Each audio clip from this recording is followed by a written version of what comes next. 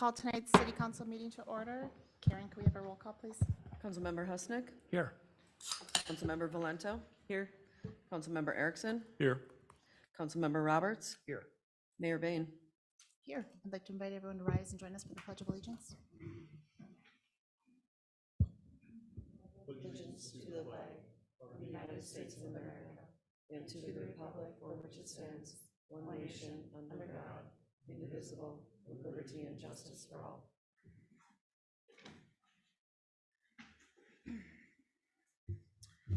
Council, we have an agenda before you this evening. I will entertain a motion to approve or any changes. I'll make a motion to approve the agenda. Second. We have a motion and a second. All those in favor signal by saying aye. Aye. Oppose? And our agenda is approved.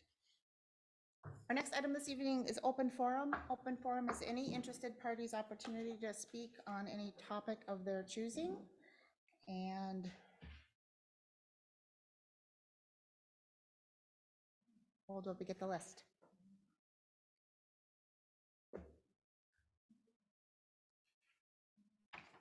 And is it Eva Droz? If you would like, you can come to the podium.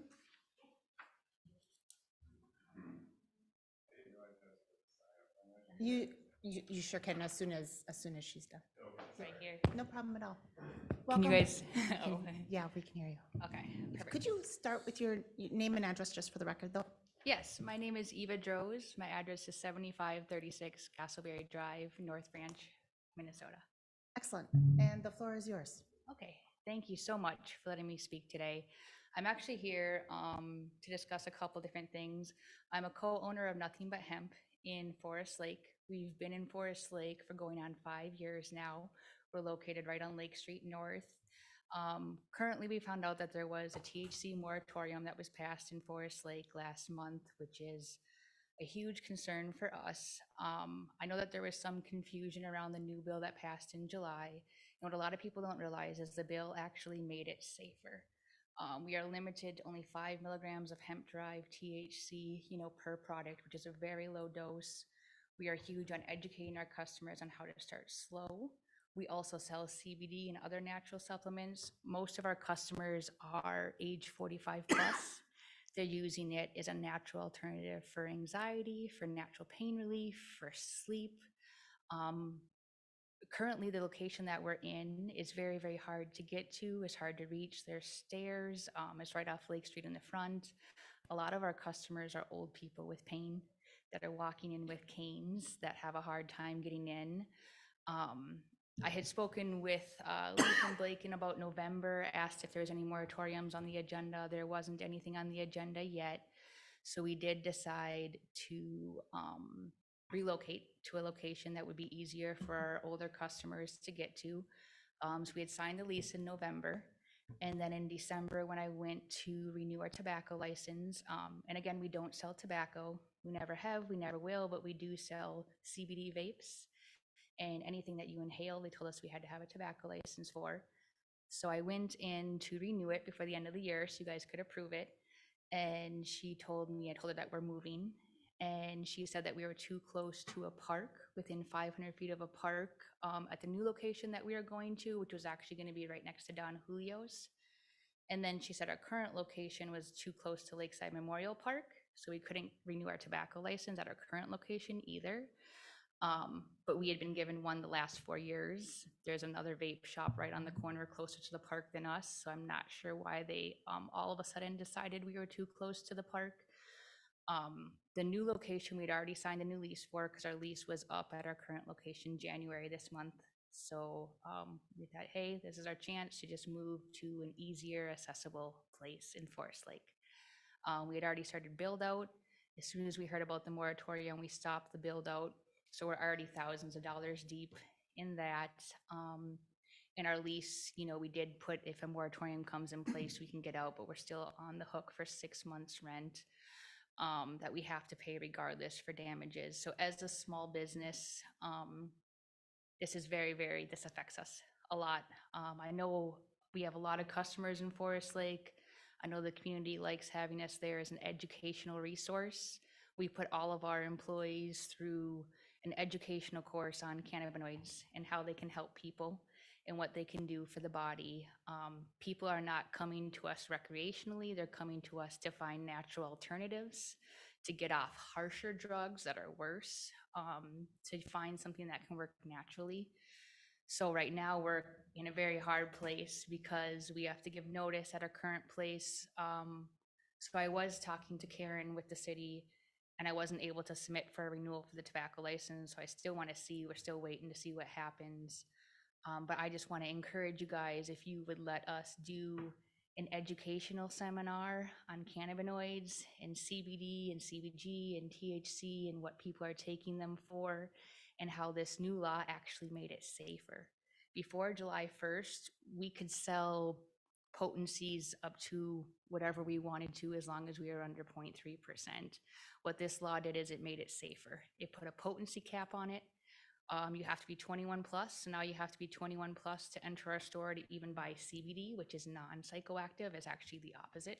People take it to come down. And so we just want to discuss with you guys further about lifting the moratorium in Forest Lake.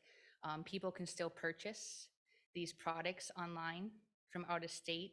We can still same day deliver into Forest Lake. You know, everything, all it's doing is hurting the local businesses that are here already and taking away that educational hub that our customers have with us in town. And if we were to leave, and a lot of our customers that can't drive far, they're in too much pain or they don't know how to order online, why not keep the revenue here? Why not keep the businesses wanting to come to Forest Lake?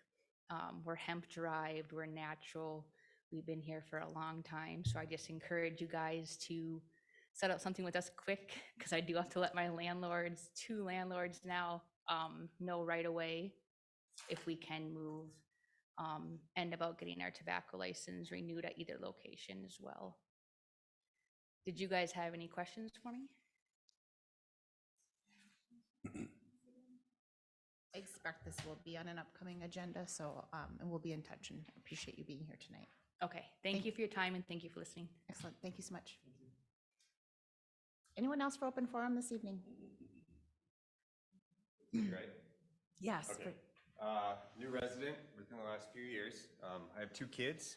One is in Could you start with elementary. your name and Oh, address sorry, for the record? Mike Myosek. I live at 21510 Hoekstra Avenue, off 97. I have 2 kids. We moved here a couple years ago, bought a house. We live on 97, close to Stella's, the golf course, right in that neighborhood. Love Forest Lake. Can't wait for our kids to grow up here. I don't plan on selling our house. We got a great property. We're very happy here. However, 97 is a mess. And as a parent who would love to see their kid ride their bike to school, make it downtown, we're runners, we're bikers, we love outdoor anything. I ride my bike around the lake 5 times a week if possible. That highway is a death trap. We can't ride our bike, walk downtown as a family.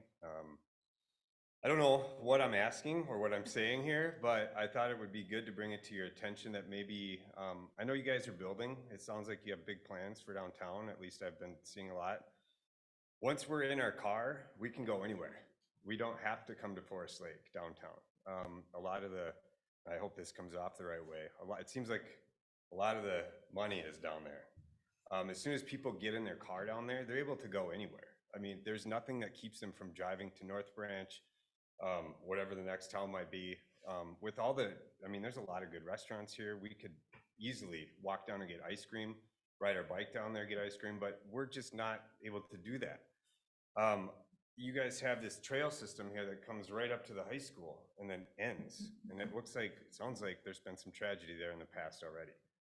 I don't know what kind of money it would take, if that's legacy money within the state, to get that to continue. I don't know if you guys have already talked about this, and maybe I'm already beating down an old road. But having that trail system run down to Manning Trail and maybe even make it down to the park there, Big Marine, would be huge. I mean, you guys would, I don't know what that would take. I know it's not free. There's a lot of, networking and all the other things that go into this, maybe getting sponsorships from local businesses to sponsor certain chunks of that line. But to open that up, to have that crossing, to make that accessible for all of these families that are literally cornered to that end of the city would be massive. And just for a new person here looking in, and to have all of this that you're doing here, that would be such a huge, like, I don't know, stress point for, I'm sure, not just me, but many families that are dealing with probably the same. And I see these guys riding their bikes, kids riding their bikes, families with their, walking the ditch next to the golf course, and that's the best option. So I don't know, I would love to, man, if there was anything I could do to help, I'd be more than happy to do it. But I just maybe having the conversation, getting it started, having you guys maybe put it on an agenda to talk to your local, whatever it is. I mean, this is where you come in because I'm just a new body here, and I don't know, thought it'd be kind of a neat addition to what I think is a beautiful town on a beautiful lake with a lot of opportunity. So I don't know, that's that. So do with it as you please. Thank you for your time. Appreciate the feedback. Thank you for being here this Have a evening. great night. And is there anyone else for open forum this evening? Right, hearing that, we'll bring agenda back to council. And council, we have a massive consent agenda this evening. I guess I'm open to any number of ways to tackle this. If council wants to make a mass motion to approve in full, we certainly can do that. If you want to go by sections, we could go by sections. I will sit back and see what anyone is ready to do from a motion standpoint. We have consent agenda items 6A all of the way through 6O, and O contains the one particular item. Madam Mayor, just to get some other opinions here, I'm going to make a motion that we approve consent agenda 6A through 6H, and then treat the other individual ones, being there's so many of them. Very good. There's a motion for consent agenda 6A through H. Is there a second? I'll second. We have a motion and a second. All those in favor signal by saying aye. Aye. Oppose, and motion carries. That brings us to consent agenda 6I and those subsections. Is there a motion for 6I? I'll make a motion to approve 6I, the massage business license renewal. Is there a second? Second. Motion and a second. All those in favor signal by saying aye. Aye. Oppose? Motion carries. Next is item 6J and the sub-items under 6J. Is there a motion? So moved. I'll second. Motion and a second, and 6J is for the massage individual license renewals. All those in favor signal by saying aye. Aye. Oppose? And motion carries. Next item is for the single license under the pawnbroker license renewal, item K. Is there a motion? Also move. And is there a second? I'll Is there a second? Motion and a second. All those in favor signal by saying aye. Aye. Oppose? Motion carries. Next on consent is consent agenda items 6L, the refuse hauler license renewals. Is there a motion? I'll make, Motion, is there a second? I'll second. Motion and a second. All those in favor signal by saying aye. Aye. Oppose? Consent agenda item 6L approved. Next, consent agenda item 6M, tobacco license renewals. Is there a motion? So moved. Or a second? Second. Motion and a second. All those in favor signal by saying aye. Aye. Aye. Oppose? Motion carries. Consent agenda 6N, liquor license renewals. Is there a motion? I'll move to approve the liquor license renewals. Is there a second? I'll second. Motion and a second. All those in favor signal by saying aye. Aye. Oppose? Motion carries. And last but not least, on the consent agenda, item 6O, which is for a new liquor license. Is there a motion? So moved. Motion, is there a second? Second. Motion and a second. All those in favor signal by saying aye. Aye. Oppose? And consent agenda is approved. Nice work. Question. I had one of these individuals reach out to me questioning, they both had a liquor license and a tobacco license, and they were questioning the reason for 2 charges for a background check. Oh, I don't know if that's state statute or you're doing, it's minimal, it's $25, I understand that, but you're doing the background check on the very same person. So they were just questioning why that was, and that's a question. Noted. Can we maybe address in staff updates? Sure. Let's address in staff updates if we can. All right, 'cause that may, and I say that it may open another topic because I have a similar question, so it might just spark a broader conversation. With that noted for staff updates, let's move on to our regular agenda. And first before us is Resolution 123-2301, donation from the Forest Lake Baseball Association. And Abby. Thank you, Mayor Bain and Council. The Forest Lake Baseball Association has done a number of significant contributions and improvements to Coolan Park over the years. Most recently, in September, you accepted a donation with gratitude for additional infrastructure improvements on the site. They'd like to continue with their infrastructure improvements on the site to build 3 double bullpen mounds near their athletic fields. The cost would be between about $2,000 and $2,500. They have requested the staff commit to also putting in some fencing. We've let them know that as we work through our capital improvement planning process, we will consider that, but that we can't guarantee funding at this time. So the council should review the resolution that is before you, which would be accepting the donation at Coolan Park. And if you agree, the council should move to approve resolution 01232301, almost like a palindrome, with gratitude. Thank you, Abby. And I would move that council approve with gratitude resolution 01232301. Is there a second? I'll second. Motion and a second. Any discussion on this topic? That, all those in favor signal by saying aye. Aye. Opposed, and motion carries. And next this evening is also resolution 01232302. And Abby, is this you as well? Yes, it is. Robert Smith III has submitted a donation to the city of Forest Lake for contributions to the Veterans Memorial. It is a $1,000 donation. The city council should review the resolution, and if the council is favorable, they should move to approve resolution number 01232302 with gratitude. Thank you, Abby. I would move that we approve with gratitude resolution 01232302. Is there a second? Second. We have a motion and a second. Any discussion or questions? Hearing none. All those in favor signal by saying aye. Aye. Oppose, and motion carries. All right, moving on to 7C, we have a public hearing and a consideration of adoptance ordinance 719, which is amendments for zoning code related to accessory dwelling units. Order for this evening will be staff presentation from Abby, initial round of questions from council. We'll then open up the public hearing, hold the public hearing, and then bring conversation back to council. So council's got a couple of opportunities to ask questions and before we move into consideration. Abby, floor is yours. Thank you, Mayor Bain and City Council. As part of the 2040 Comprehensive Plan, a land use goal is to explore compatible land uses for the agricultural zoning district.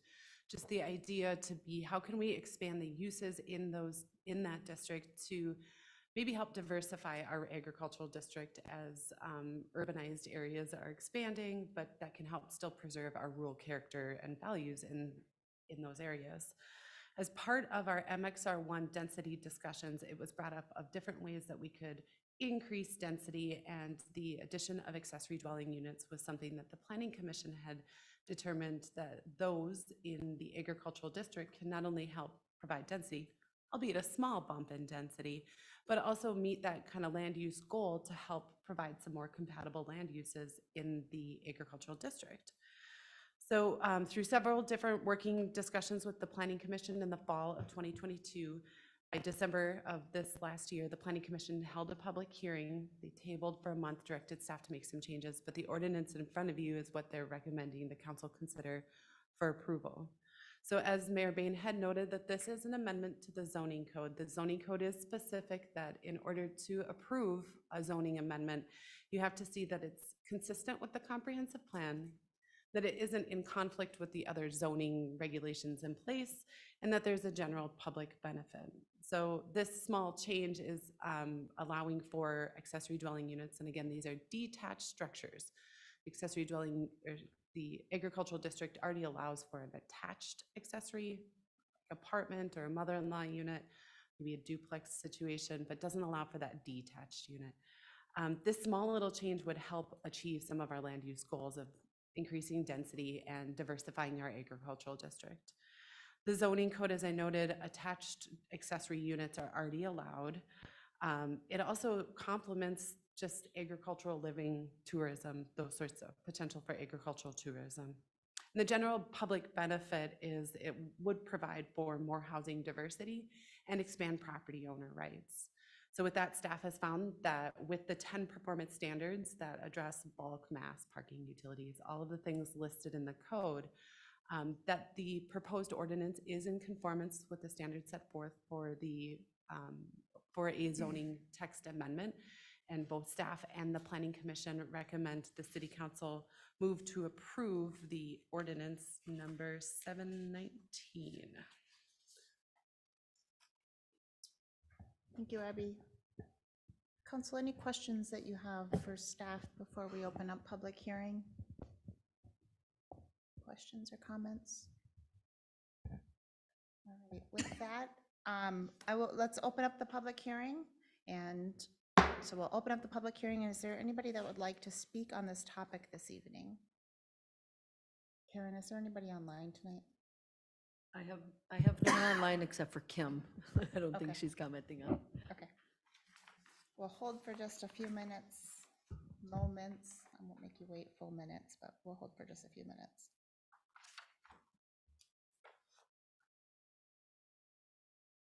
To ask again, is there anybody that would like to speak in public hearing tonight on this topic? Hearing none, we'll close public hearing and bring the conversation back to council. Council, floor is ours for discussion, consideration, questions that you may have. I know this has been a topic of a lot of consideration with the Planning Commission, and I just really appreciate their work in getting us to this point. I have some broader topics on this, broader questions on this topic of accessory dwelling units, but I'm going to hold it until our next agenda item for the MXR1. But considering that this is specifically to our agricultural district, it is limited to those lots that are 5 acres or larger. I think it does a nice job of increasing density, providing some additional options to those property owners, while also maintaining rural character. We're talking about accessory units on very large lots. So I'm happy to support this evening. Any other questions or topics? Otherwise, I think we're ready for a motion. I'll move that we adopt ordinance 719. Ordinance amending title, what was that, 15? Land Usage, Chapter 153 zoning code related to the inclusion of accessory dwelling units in the agricultural zoning district. I'll second it. A motion and a second. Any further discussion? Hearing none. All those in favor signal by saying aye. Aye. Aye. Oppose, and motion carries. All right, very similar to our last agenda item, we are going to move on to 7D, which is consideration of ordinance 720, which is a repeal and replace of our current zoning code related to our MXR1 district. Just similar to the last, we will have Abby present staff presentation, initial questions from council, open a public hearing, and then bring back to council for consideration. With that, Abby, the floor is yours. Thank you again, Mayor Bain, City Council. After the city had adopted the 2040 comprehensive plan, the City Council, along with the EDA, the Economic Development Authority, and the Planning Commission, met in 2021 to talk about changes to the comprehensive plan so that the city was more in conformance with the future land use map. So as a reminder, and for those that are thrilled to watch this at home, the future land use map is our guiding document, and that sets forth the densities that certain areas of the community need to be. And in combination, all of those densities average out to where we need to be as a community in terms of our overall density range. The existing low to medium density residential future land use requires that properties developed in those areas have a density of 3 to 6 units per acre. This is predominantly zoned MXR1, and currently the MXR1's minimum lot area is 15,000 square feet. We're not even achieving the 3 units per acre that we're supposed to achieve. So since 2021 and through some time into 2022, the city really had many conversations regarding the MXR1, but in August of 2022, I started a series of working discussions with the City Council, the EDA, and the Planning Commission to bring forth the development of the draft ordinance that's before you tonight.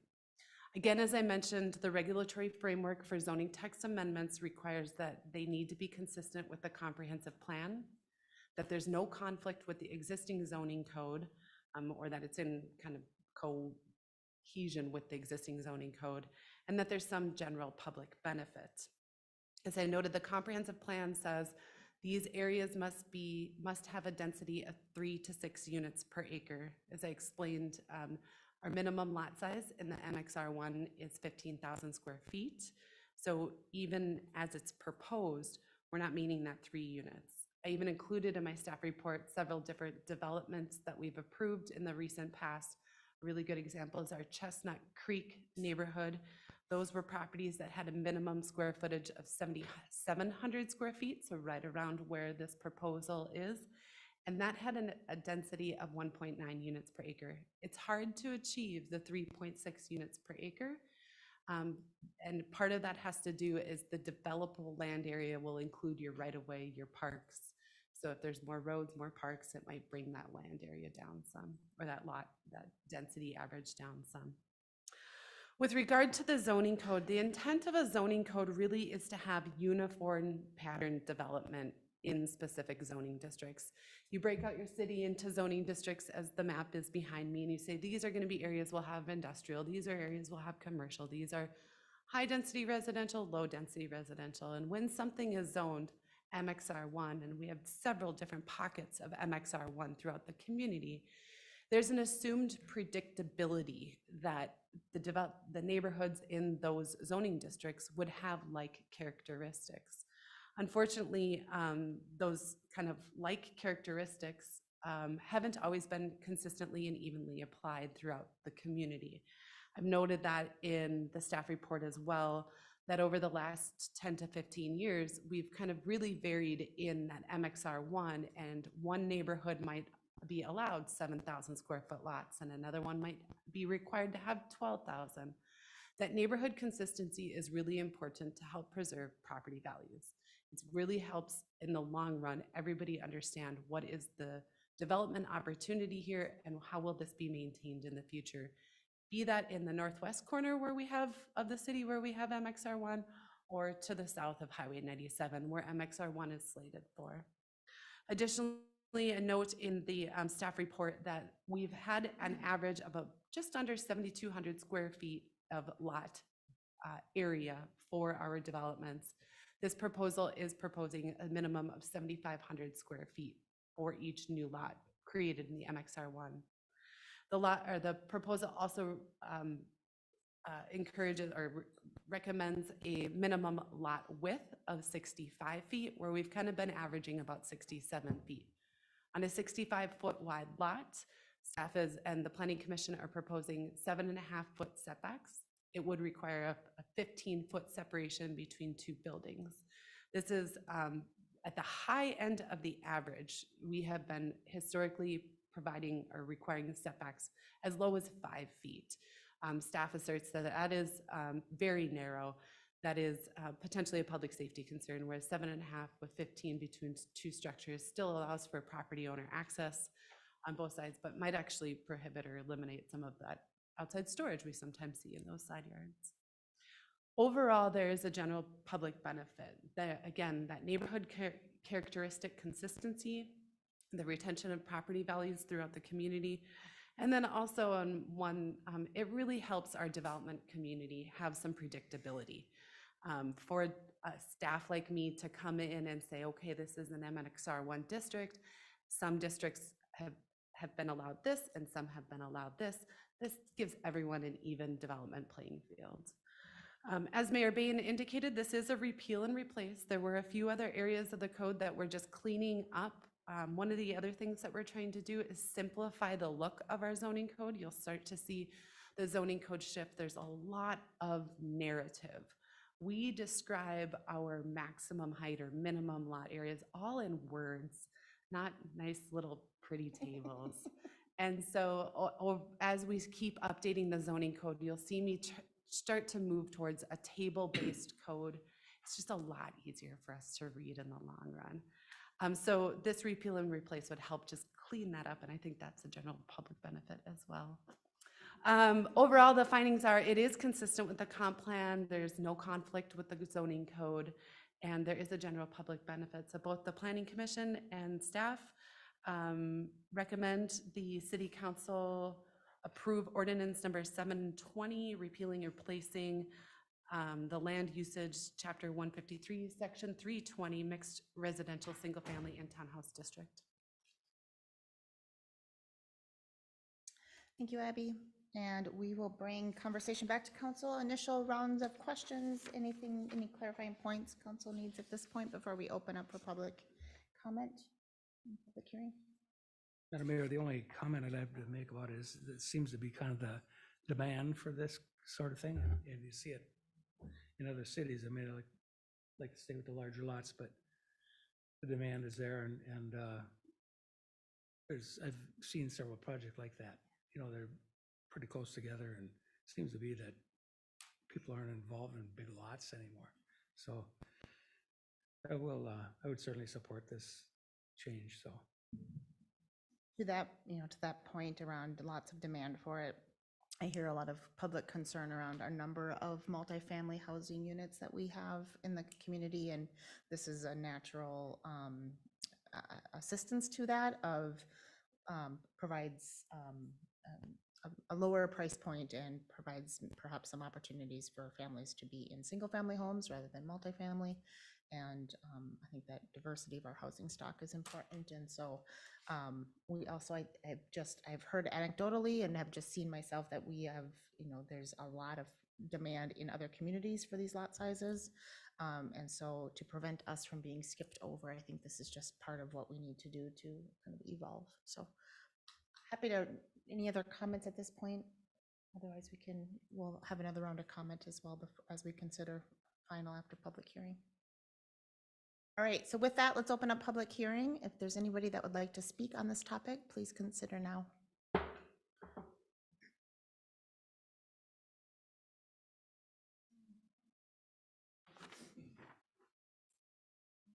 Karen, I'm assuming still nobody online. No one online. We'll hold for just a moment.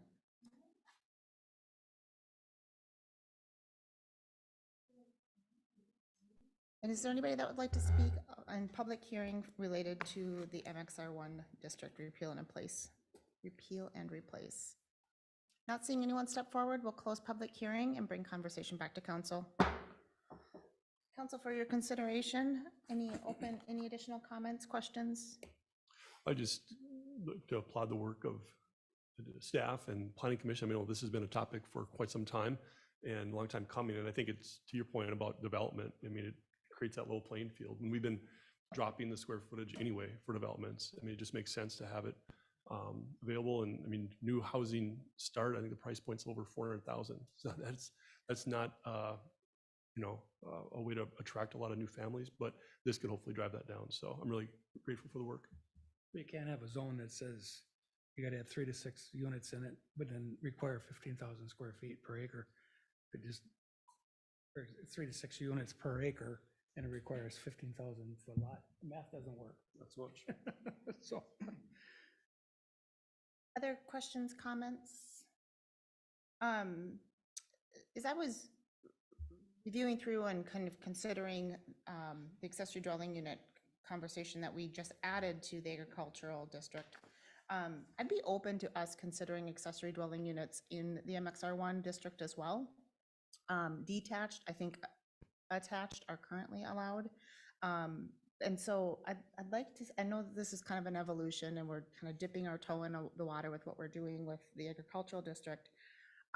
But because so many of our lot sizes in the MXR1 are already large, it seems like there would be room with some very specific requirements on size, some very specific setback and screening requirements that we could potentially accommodate them. It seems to be a thing of the future. And I would like to see us move into that direction. Obviously, I'm happy to support what we're doing tonight with the MXR1, but would like to, challenge staff and our planning commission to see if there's a path towards accessory dwelling units in this district as well, because I just think that the market demand for it's just going to continue to grow. With that, I'd make a motion that we adopt ordinance 720, the repeal and place Title 15, Chapter 153, Section 320 regarding the MX1 district. I'll second. The motion and a second. Any further discussion? Hearing none. All those in favor signal by saying aye. Aye. Oppose, and motion carries.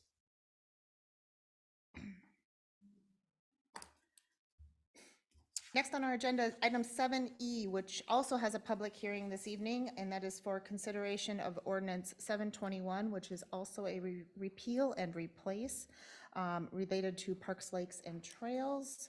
And Abby, you're walking us through this. Thank you, Mayor Bain.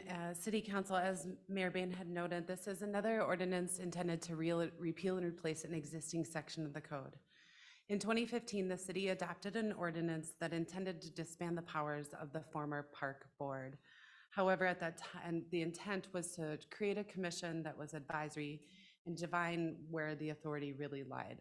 Unfortunately, the existing ordinance that we have in place today still has quite a bit of text which implies that the Parks, Trails, Lakes Commission has some board powers. Earlier this fall, we had several members of the commission resign, and we took the opportunity to review the ordinance to see how can we not only correct the errors from 2015, but strengthen the ordinance to really help better define not only that commission, their roles and responsibilities, but also to those of staff. As noted, I think in the staff report, and just as a refresher for everybody up on the dais, our Parks Department isn't really a department, it's a division that some of the functions are in Public Works and some of the functions are in-house in community development. And so really having a strong system of defining those roles of both the commission and both of the divisions or departments at the City Hall, staff felt was important in the ordinance amendment. I've said that this might be one of those ordinances that don't hang out for a long time, that we, in a few years, we maybe don't need this much structure in here. But because of some of the transitions that we're in right now, it made sense to draft some of that in. Unlike the zoning code, this is housed in just the general city code. There's no regulatory framework. However, general best practices to find that there is public good and public benefit in the adoption of the ordinance. So the ordinance goes through the Park and Recreation Commission definition. So this is probably the most substantial change that the council may see. Currently, the title of the commission is Parks, Trails, and Lakes.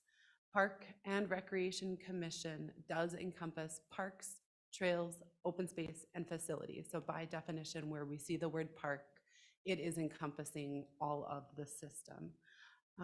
The dropping of the word lakes was intentional. It doesn't mean that lakes is not important to the city of Forest Lake. However, the Parks Commission, the city has evolved in a way that our partnerships with the lakes, both associations and watershed districts, it's done through a variety of other different programs and departments. So during land use review with the city's community development staff, engineering and utilities and streets with stormwater management, and just general programming. There is a lot of park land development that happens around the lakes. We've had inquiries for putting in public improvements that would extend into the lake. All of those things would still be done in conjunction with the Park Commission, Park and Recreation Commission.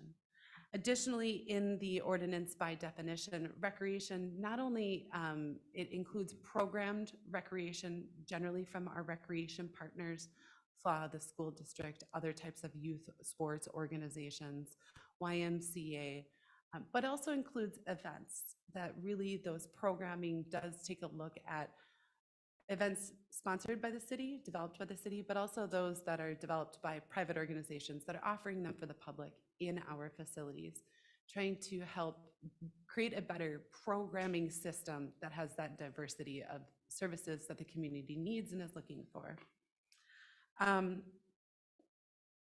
The last major change that the council will see is that the member, still a 7-member commission, has 2 seats reserved, one for a representative of the school district and one as a representative of FLA, the Forest Lake Area Athletic Association.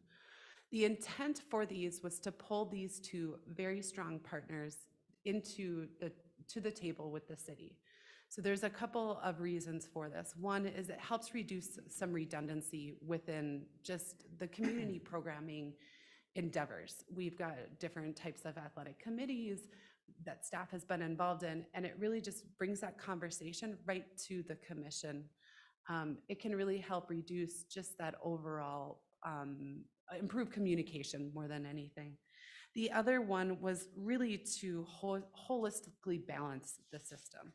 There are parks and trails and recreation facilities on public land and private land, school district land, and really bringing the school district into the table in the conversation really helps us weigh those private requests we get. I think sitting in parks programming right now and maybe in Dave's world are inquiries for fencing at Cooling Camp, and we're weighing fencing at Cooling Camp against a sand volleyball court at, so it's really bringing everybody to the same table to look at what is best for the system as a whole, what are the needs for the system, and having those conversations publicly together at the dais.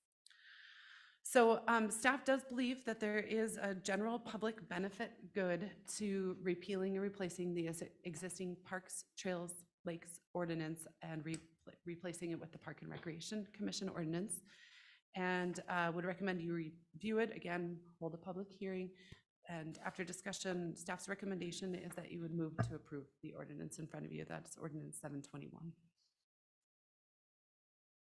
Thank you, Abby. As we've previously done, let's maybe do a quick round of questions, comments from council if there's any, and then we'll open up for public hearing. Any initial comments, questions from council? I don't know, maybe just from background on exactly, I've heard reasons potentially why we had a mass in that department or that commission, and just the valued people. I know a lot of those folks that are very involved in the community, and I think that there was a reason that happened. So whether this is approved or not, like to have that continued feedback from that commission and not take too much. It's more eyes you have on something, the better. And I just think that that's a concern of mine going forward. And really in the past, what happened and why have we reached out to any of those folks as to being involved in this new ordinance? Both the ones that had resigned and the 2 that remained are willing to remain on that. Have they been brought into the conversation? Are they part of this change at all? And just some questions like that is really what To address Commissioner Roberts' specific inquiry, staff did not reach out to former commission members with regard to this ordinance. I have had one-on-one conversations with former members, not all of them individually, just about concerns, but we did not include them in the drafting of this ordinance. And I think the intent of the ordinance clears up some of the reasons why some of those resignations may happen.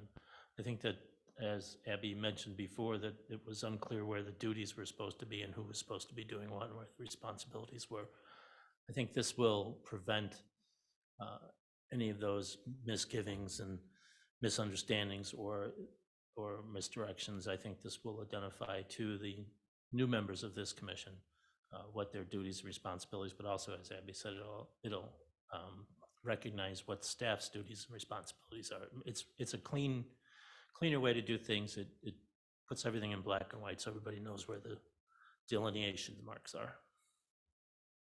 I can speak, just personally also on this, you know, as we kind of looked at what's happened over the last 6 months and kind of what's worked well, what's not worked well, what do we need going forward? I think a lot of focus has been, let's set the deck so that it's what's needed, and so we're able to resolve some of those concerns. And then as it relates to, so once we've got, you know, new commission scope, roles clearly identified, then it kind of comes back to then, you know, how do we fill those seats?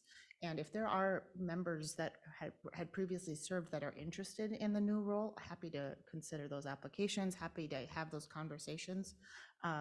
I've had conversations with a number of them already, those that had resigned, and then the 2 remaining have continued to express, you know, interest in continuing.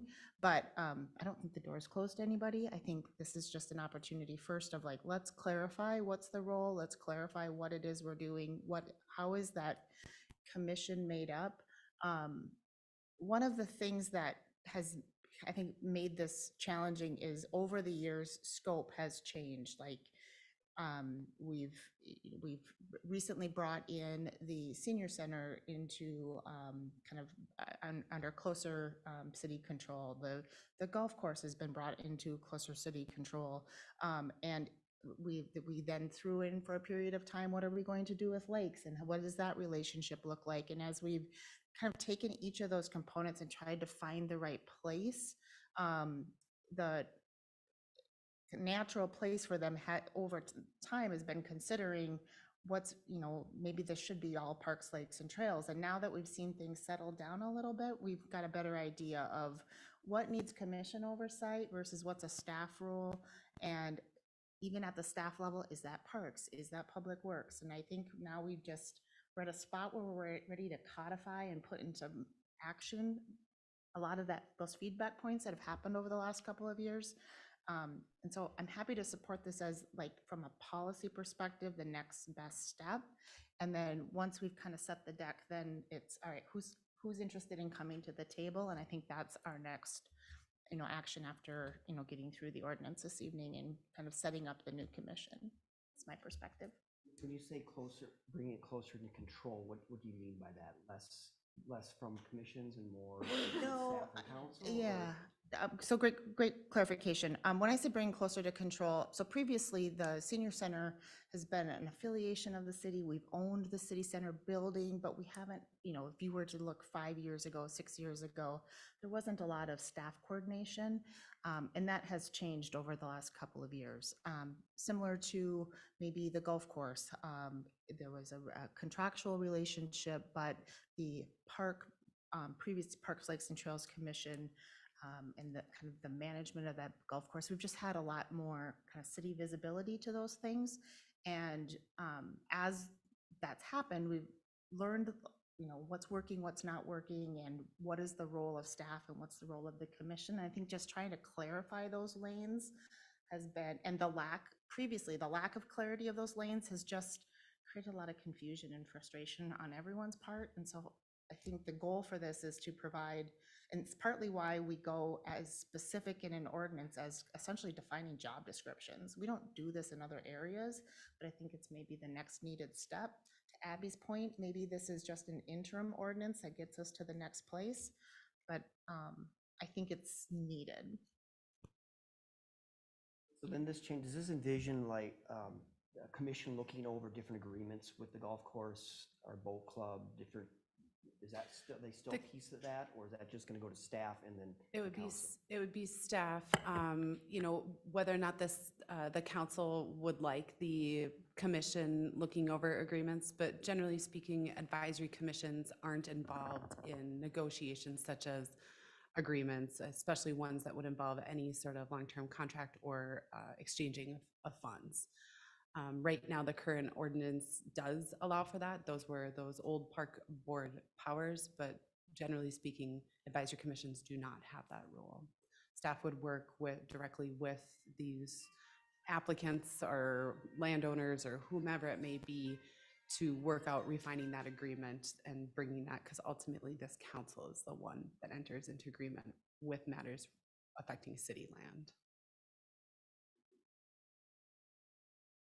On that point, maybe that's worth a little bit more discussion, and maybe that Patrick and Abby, if you can kind of fill in some of those specific, could you just maybe list through some of those specific contracts that you would expect to come to kind of staff to council? I think just walking through those. Oh, I think Helpful. obviously one's the golf course, that's under a 5-year contract, that'll come right to council.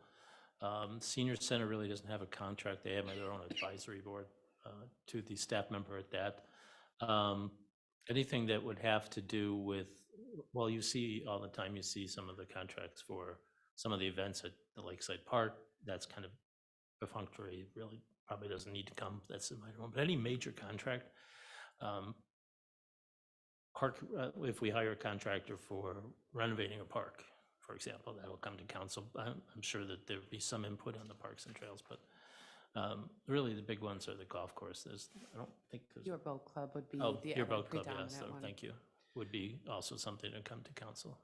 One of the things, just to follow up, Mayor Bain and Council, is after this is done, we are working internally with a special events team to look at, I mentioned this at your last meeting, to just look at event permitting and review processes, just how we can streamline it, how we can reduce redundancy. And as part of that, we will have to have a new ordinance affecting special events. That will help give more clarification to where would maybe the Park and Recreation Commission have outright authority to issue, or staff approve a permit upon consultation of that commission, or which ones would come before you.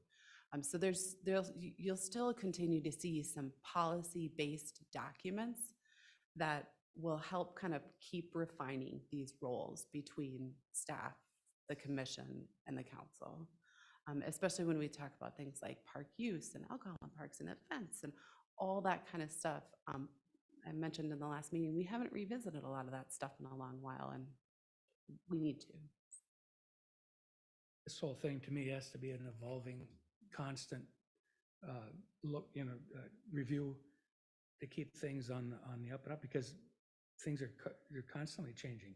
And so I would want to make sure that this ordinance is kind of a living document, that if the park board or the new board has some recommendations for changes, that we should be able to look at that. And certainly along the way, if things change, look at it again. So I don't, when you put something cut in stone, we want to make sure that there's some flexibility there to change it along the way, or fix it. At least fix it if it needs fixing. One of the things too that I think is important to how this new ordinance is set up is the relationship with FLA. So there was a time when our current ordinance, under our current ordinance, where we gave that organization the exclusive right to, and the exclusive use of Fenway.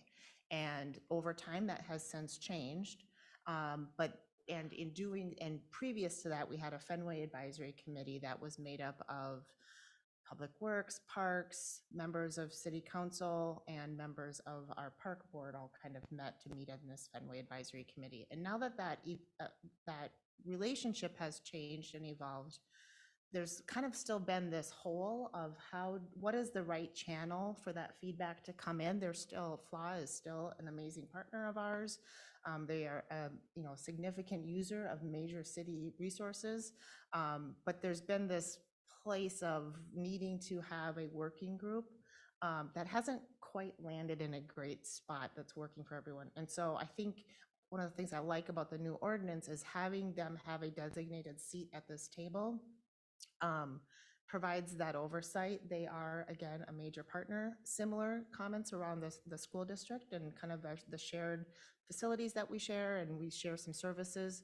Having them as a named, both of those organizations as a named resource, I think just clarifies the lines of communication, clarifies the role, and just gives them the appropriate seat at the table, so that there's just kind of clarity on what the left hand knows what the right hand is doing. And I think we had, the previous structures had worked, But the relationships have changed, and so we were left with this kind of gap in how we were structured to manage the new relationship structure. And so I hope that this kind of brings that closer together. So just to reiterate, I fear, my concern is just, if people are willing to put the time in and volunteer for these commissions and that, to value that input, I think is really important. And what happened in previous boards, it's unfortunate. And I think that things could have ended differently. I think if there would have been a little bit, hopefully this clears this up. But we just need to value those people, because the more eyes on it, the better. If the Castlewood Clubhouse would have went in front of this commission, it maybe would have been a different outcome than it was. And more eyes, the better to direct.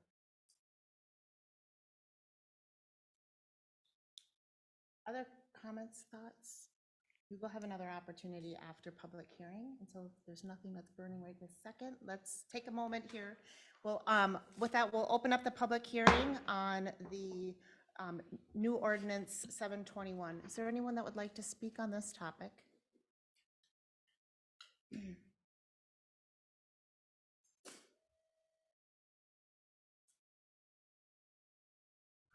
Welcome. Thank you. Karen Moorhead, 943 Southeast 12th Avenue. I wasn't planning on speaking, I was planning on listening, but after listening, I found out that had we been approached, and it's good that the community knows now that 5 out of 7 of the commissioners resigned, that shows there's a problem. That's 5 individual people who saw something that should be changed. And yet I hear tonight problems that we had to change this because of this, and it's going to be nice and clear now, whatever.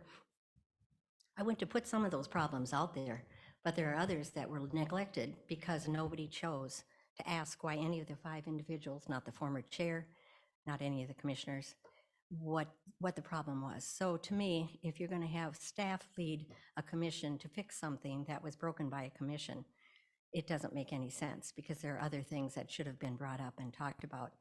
I was glad to see that you said the commission would still be open for other people to be on, but unless you give people more credit for the work and the time that they put in, I don't know who'd want to be silly enough to sit there.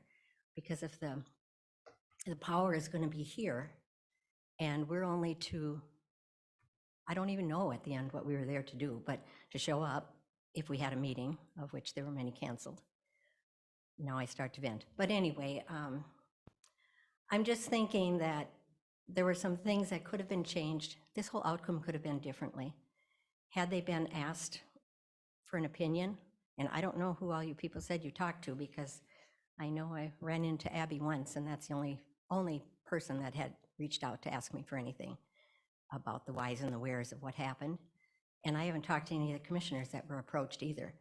So it seems to me that it was a good time to get rid of those people and put on new people, take a lot more control from the city, and take a few seats away from the community, because you said 2 are going to be for FLA and the school, which means 5 are now left for the community.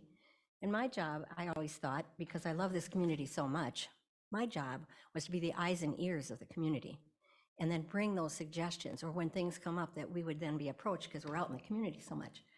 And that would have worked if, when we brought those things to the commission, there would have been work done on them. But if you just bring the ideas from the community or the suggestions for things that could be changed or could be added, and then it's just dropped, that doesn't make anyone feel welcome, doesn't feel anyone feel important.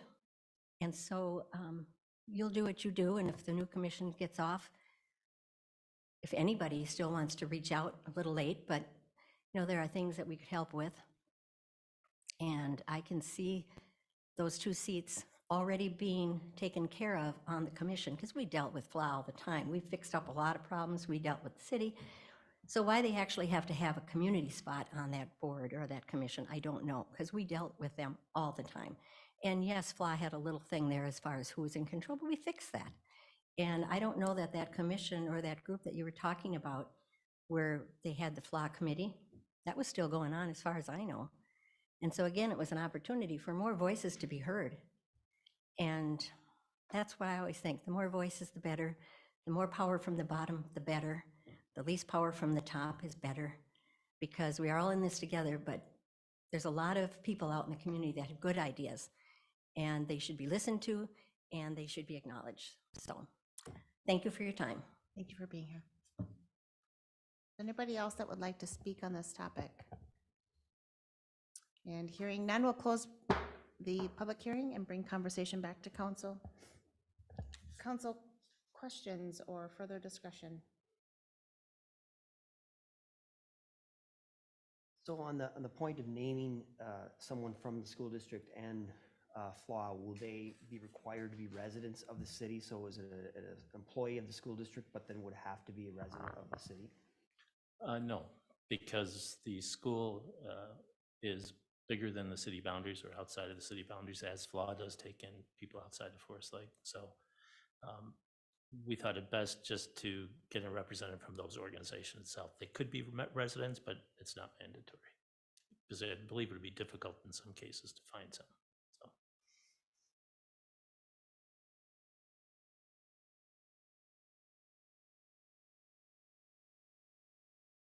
It does make it a little more difficult. But I can see, I can understand the issue there. You know, the school district takes care of what it does in communities, and that's part of the problem. And I think, so my perspective on being able to support that is that in that role, they are serving and speaking for the school district as a whole, they're speaking for FLA as a whole. I can appreciate that within either of those organizations. I mean, our superintendent doesn't live in Forest Lake. Many of school administration doesn't live in Forest Lake. And the person who might be best for either one of those organizations at any one point in time may not physically be a resident. And if the goal is representation of the organization, it's an area where personally I can support them having that seat, because again, the seat is. It might be just a conversation we need to have for all the commissions. I agree, and we have, yes. For good reason. Right. The airport commission would be one of them, because they would be representing one little core area, and so that would be the same thing with the parks area too. So that conversation might have to take place. So. Other points of feedback, question? I'm a little hesitant on that. Just I'm all about partnering up, and I think it's those are our two main partners. But to Ms. Moorhead's point, it does take that from the community members and their on.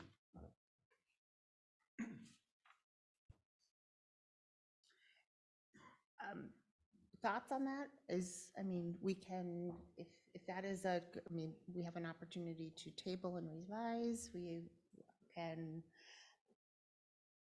Yeah, I mean, I guess, I mean, if you could change the wording to even put a preference. I mean, like, I don't know.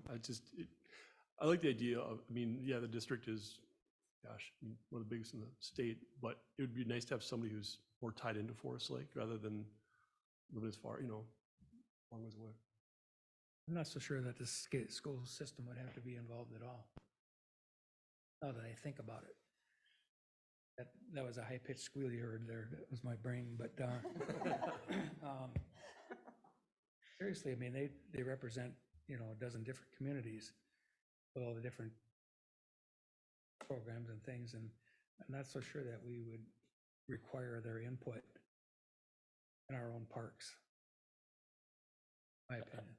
I think that the high school district or the school district is an important part of this whole matrix. We have a very close relationship with the school district. They do some of the scheduling, most of the scheduling for us. They do identify a lot of the field maintenance or prep for some of the fields. They let us know if fields are available with them or not with them. So it's really a real close relationship. Now, if you're considering removing the school district and opening up a seat to the community, that's fine. But what I would amend the ordinance to make them at least a representative on the board, maybe non-voting. Non-voting. their input is very important. And we work very close with them.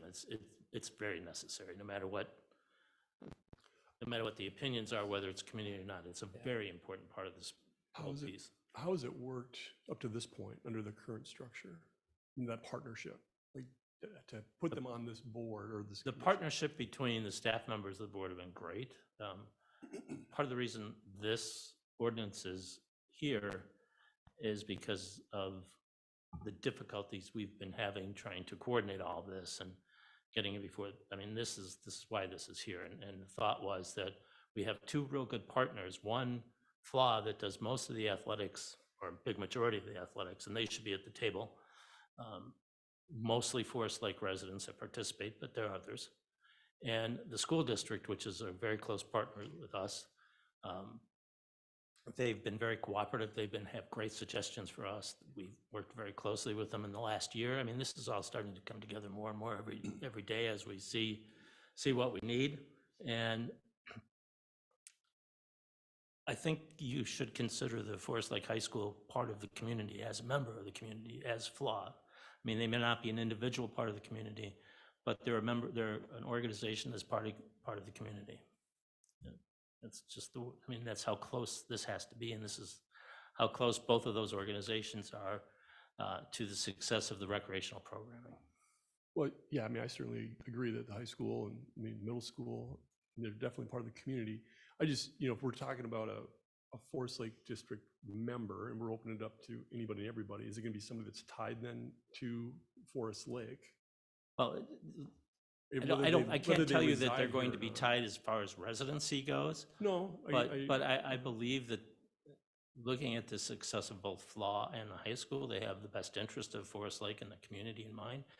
And since this is a 7-member board, you're going to have 5 members from the community individually appointed. It's only 2 other members that, they don't have, it's not a sway of a vote. It's not a majority of a vote. It's just 2 extra members on it. So you'll have 5 community members and 2 community organizations that have the best, in my opinion, the best interest of Forest Lake residents in mind when they approach anything that they do.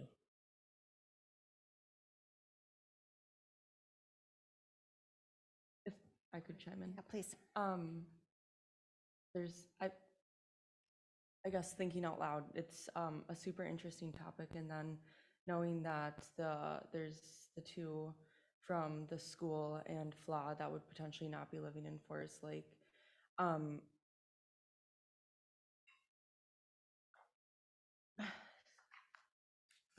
guess thinking about that, I like the preference idea, Leif, that you threw out, because as a person who drafts ordinances and laws in my full-time job, laws are an evolving document.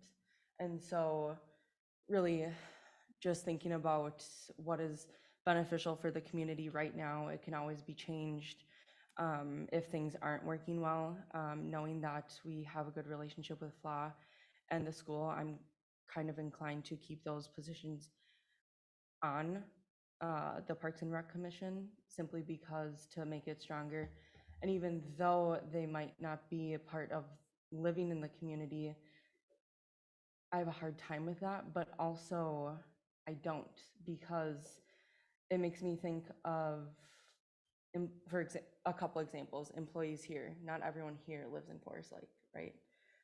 But they still have the best interest in the community. Similar for me working at a government, I live an hour and 40 minutes away from that community. I draft their bills. I work there because I'm passionate about that community and changing and just benefiting that community. So I have to believe that people who serve on FLA and people who are working in the schools that are within this community, that they would have the best interest in the park system in this community. Otherwise, they wouldn't be here and they wouldn't be volunteering for that position. So I think it's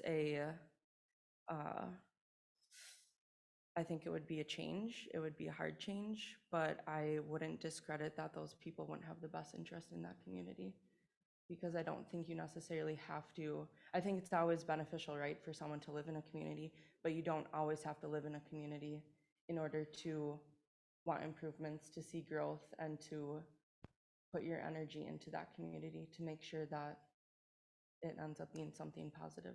So, sorry that was long, but a lot was happening up there. It was good, though. Appreciate it. So we've closed public hearing, but I'm happy to hear you, I'm happy to hear you again if you'd like to approach. You can approach again if you'd like. But will you come to the mic though, so that we can all hear? This is a great example of what I said, making a problem when there isn't one. And I'm sitting here hearing Mr. Casey talk about, you know, we got to have a better relationship. We got a good one with the school now. We got a good one with FLA and how important they are to us, as if we didn't know that. We all knew that. We worked very well with the school. I would like to see someone stand up and tell me where one problem has been that the commission hasn't worked well with the school. I don't know what it is, and I attended 99% of all the meetings. This is one of the things that could have been cleared up had they been asked to give an opinion on what was wrong and what wasn't wrong. It's gotten way out of hand with, do they have to be residents? Do they have to, you know, whatever? I don't even know why that's in the conversation. The people that are in FLA in our school are great people, whether they live here or not. That's not the point. They already have a position. They're in the club, in the FLA group. They work for the school. We work with both of them very, very well. And so with this conversation now of why we had to change the ordinance, it's gonna make it clearer and all that, it just boggles my mind because I see that there's problems being presented here that were never problems with the commission. And it's too bad that someone didn't reach out and figure that out. But it's certainly not, don't make your decision on whether or not FLA in the school are having a problem with the commission. It just wasn't there.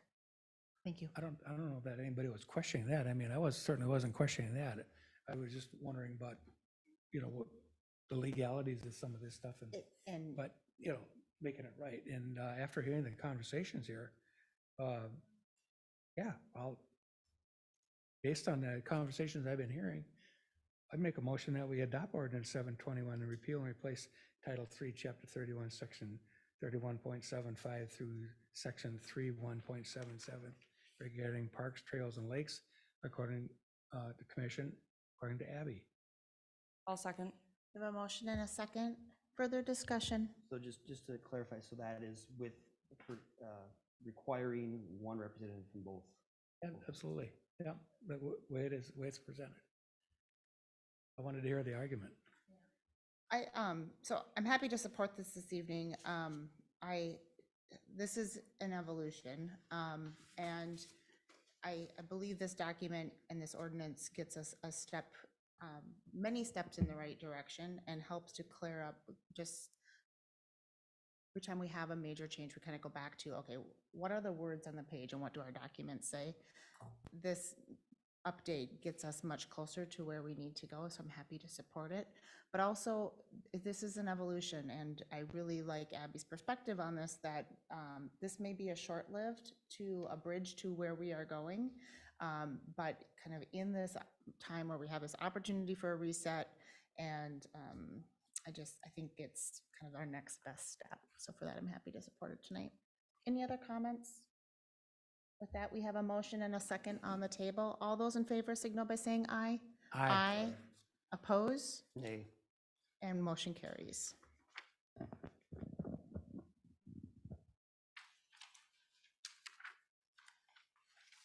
All right, we will move on to our next agenda item, which is 7G, I'm sorry, 7F, which is our 2023 local street improvement projects. And Ryan.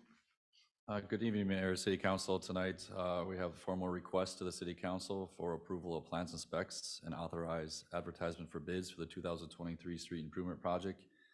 On the second page of your council packet shows the location of the project that's being planned for the 2023 construction season. But city has budgeted $1,175,000 for the project. Bid opening is scheduled for February 21st. All work would be completed in 2023. If there's not any specific questions, tonight we're looking for formal approval of the plans and specs and authorize ad for bid for the 2023 street improvement project. Thank you, Ryan.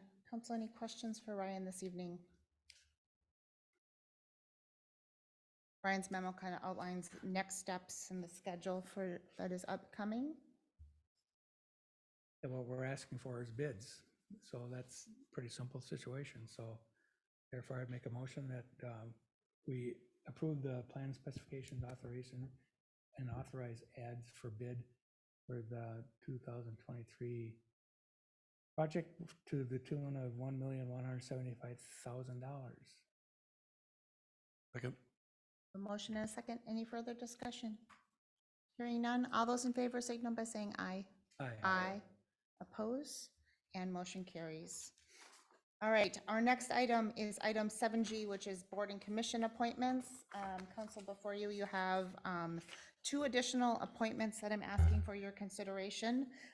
One is for Chris Hoyt to join a 5-year term, taking the seat that was formerly held by Leif Erickson for our EDA. That does leave us with 1 remaining EDA position open. I have a couple of active conversations related to that. And so we'll hope to have that EDA position, EDA fully filled by our next meeting. But right now for consideration tonight is Chris Hoyt. And then second, Jeff Larson, who many of you will remember we appointed at our last meeting to the EDA. He is open to a dual track and considering positions on both the EDA and the Planning Commission. He was a candidate for city council, had kind of mentally, I think, wanted to serve more and is happy to serve in both roles. We have had this happen before. We have a current member of the Airport Commission who is also serving on the Planning Commission. And so it is not the first time we've done this, and I think he'd be a great addition. So with that, I would also nominate Jeff Erickson for a 3-year term to the Planning Commission, taking the seat that was formerly held by Mike Keene. And that would mean, if my math is holding still, that we would then have a full Planning Commission. With that, I would move for council adoption. Is there a second? Second. I'll second. Sorry. Further discussion, questions, thoughts? Hearing none, all those in favor signal by saying aye. Aye. Aye. Oppose? And motion carries. All right, we do have a discussion item on tonight's agenda for workshop consideration. As we move into this discussion, just a note that we are done with our formal action agenda. This is a workshop session. Anything we discuss in this session that requires official action will come before council in a formal meeting. And with that, we can move into a discussion on plowing, shoveling of downtown sidewalks. Patrick. Yes, I think there was an interest expressed by council members regarding the possibility of us, the city, plowing downtown sidewalks, but also with more recent snowstorms, just overall looking at what the plowing policy was. We do have a policy that looks at snow removal, plowing of sidewalks, not plowing of sidewalks, excuse me. Residents' and business responsibilities for clearing their sidewalks, and then generally how we plow streets. So without anything more to present, I think we should start with council questions and what you as a board or individually like to know, and give us some guidance on if we need to respond on any particular or specific matter. Patrick. Should we start with the question maybe around kind of just topic, I guess, not question, but topic of downtown sidewalks in particular? Should we start with that? So can maybe Dave or Patrick, can you kind of fill us in on what the city currently does downtown around just snow and ice removal in general? And whether that's, and if you could cover kind of street sidewalks, just give us an overview. Yep, so the city follows its snow and ice control policy. So we remove snow from our city streets, the municipal lot, which is city owned, and the properties in which the city owns of sidewalks. So there's a corner of the roundabout and there's a select few sidewalks on the back side of Lake Street that we maintain as part of parking lot was rehabbed. We have an agreement that we maintain partial of them.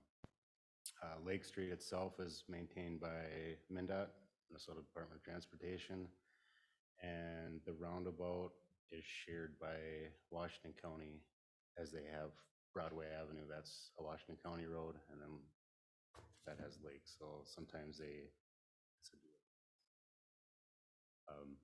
The other sidewalks downtown, we do not touch except for the berm removals. We do that, I'd say approximately once a month, and that gets partially reimbursed by the state of Minnesota. They have a Clear Roads Fund, basically, and they reimburse us for the staff time on the operator and the equipment to get the snow off the street. They don't pay us for hauling it out, so over half we get reimbursed for, and then the trucking, we can either ask them for help or we just do it ourselves and just don't get reimbursed. So like last year, we didn't remove snow once from downtown because of the year of no snow. And this year, we did it December 30th, right before New Year's Eve. And then hopefully if we don't get snow this week, we will be doing it. When you say berm removals, is that just the cleanup between the sidewalk and the street? Is that what you're? with the Big plow pile of leaves? snow that kind of forces cars out into the driving lanes. And that's why MnDOT kind of does that reimbursement, because they don't have time to do all these little stretches of area in the state, you know, so they kind of kick back cities some money for them. Thank you. So questions, comments, kind of topics of conversation? Go ahead, Blake. I initiated this in an email before being actually seated, and we just gotten through the downtown study and talked about more of a walkable downtown and that, and this just, not knowing the actual cost associated to doing sidewalks seems like an easy low-hanging fruit to be able to provide just more safety for residents and that more welcoming downtown. We've got, from what I can tell, there's equipment and there's manpower that's pretty much in downtown, so it doesn't seem like it'd be a lot more to clear that, but you would obviously have a better number on that than I would, and I get that's just more work, but that just, in my opinion, seems like other downtowns are doing it, and I get that the policy overall is if it, it's on the property owner throughout the city, but in certain areas, it seems like you could make exceptions like we do other exceptions for downtown is different, so ordinances and rules and that whatnot.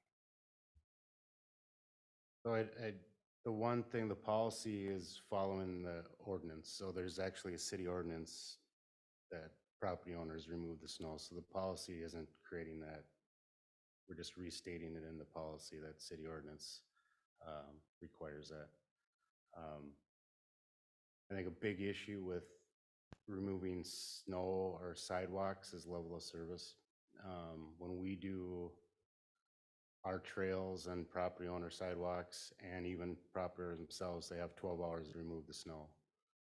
So if you're getting 6 inches of snow and it quits snowing at midnight and it's been snowing all day, I mean, technically we wouldn't have to remove the snow downtown until noon of the following day. So I mean, it's tricky that way, is that you're all of a sudden, are you every half inch, are you going down there to broom the snow off and keeping it clear? That's the interesting. And a good example is the city center here. We used to do the snow removal at the city center and then at Anytime Fitness in the dollar store over there.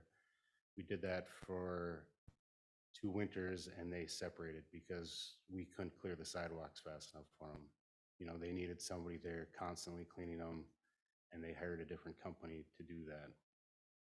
So it does sound as easy as just going up and down and making it pass, but it might be 4, 5, 6, 7, 8 times, depending on what that level of service is. I'm sure the drugstore downtown doesn't want 8 inches of snow sitting there. I mean, they're probably shoveling constantly, and then someplace may not care, but how do you figure that out?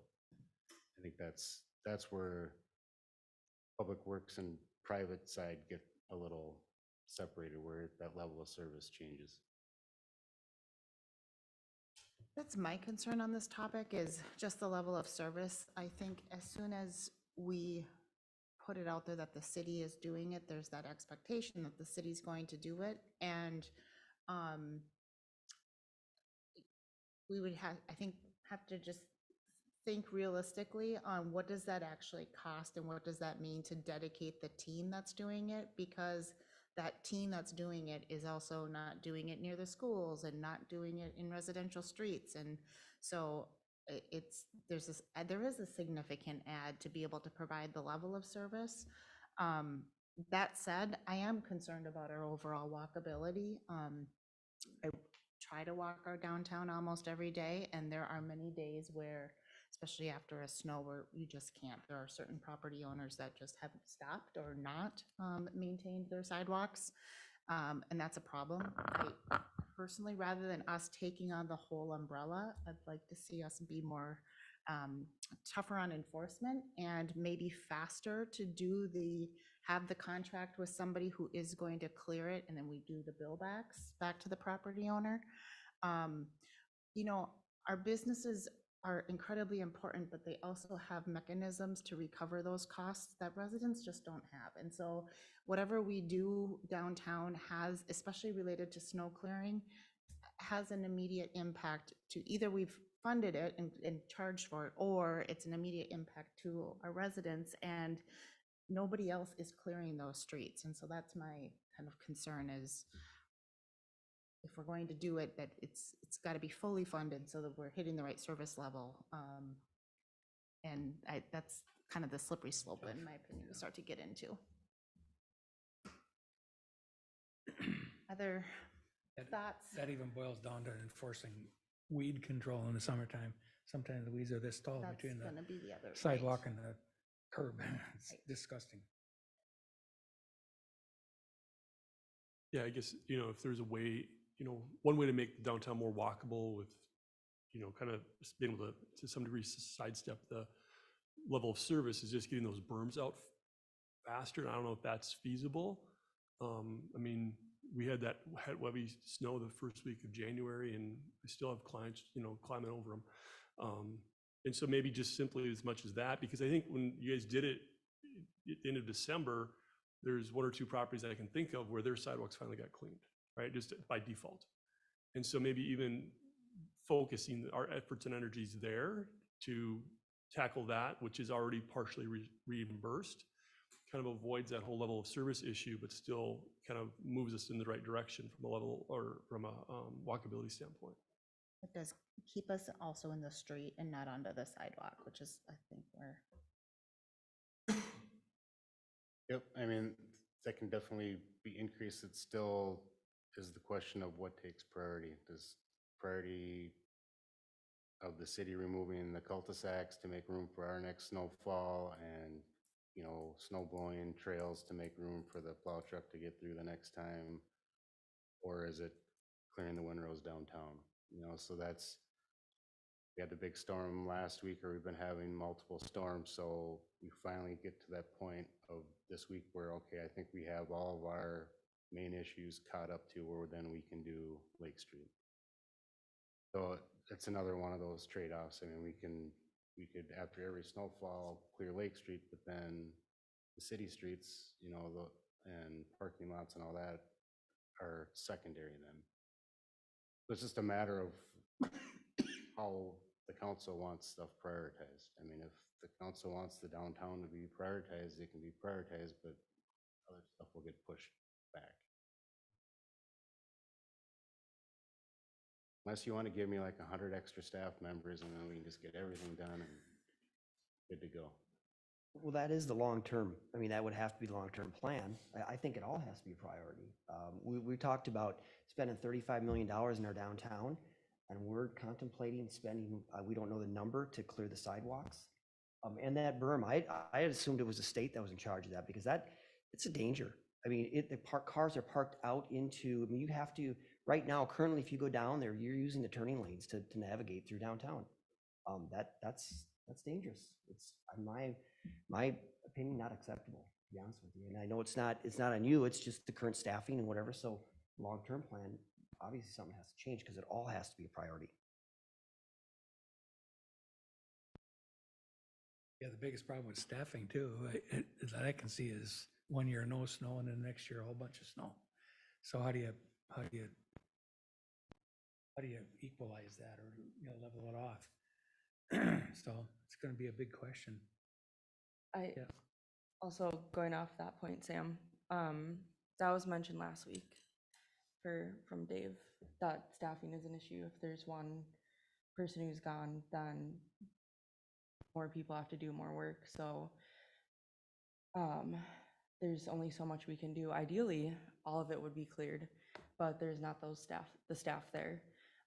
So in my mind, we do what we can, and I trust that Dave knows what should be prioritized, and plan for the future. So. I think that we can always look as budgetary. I mean, maybe we can't address it by the end of this winter, but if the council gives us the direction to look at what we have to do to solve the downtown issue, even if it's just the clearing of the berms, that's different than doing sidewalks. There's a lot of businesses that are doing just a really great job of clearing their sidewalks, and so I hate to. They've figured out what works for them. They know what their staffing is. They know what their clientele needs. They're taking care of it. Just like, I mean, what was frustrating for me in the last couple of weeks is many of our residential sidewalks, which historically is where we sometimes have some. They were in much better shape than our downtown, and so our residents are doing it. So I think we kind of need to hold everyone to that same standard. Is there something we can do that's contractual, that we are not taking, so Dave's not having to pick A for B?